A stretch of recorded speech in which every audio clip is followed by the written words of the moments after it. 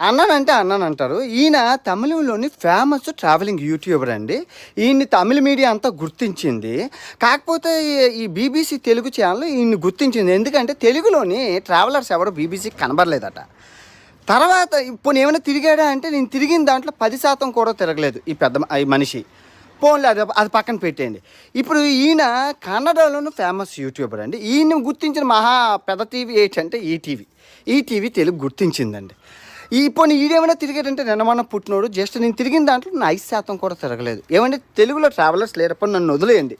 ఎంతమంది ఉన్నారు కొత్తగా ఉన్నోళ్ళు, వాళ్ళని ప్రోత్సహించాలి కదా. ఇప్పుడు రంజిత్ అని వీల్స్ అని ఒక సైకిల్ మీద ప్రపంచ యాత్ర చేస్తుండ, ఆయన గుర్తిస్తే ఉపయోగం ఉంటుంది కదా. ఇప్పుడు మన యూనిటీ ఎలాగుంటుందంటే, మన తెలుగు వాళ్ళని మన తెలుగోడు గుర్తించకపోతే చైనా వాడు జపాన్ వాడు వచ్చి గుర్తిస్తాడండి. అలాగే జరిగింది. నిన్న చైనా వాళ్ళు నాకు గురించి ఆర్టికల్ రాశారు, చదవండి, ఏంటి అర్థం అవ్వలేదు.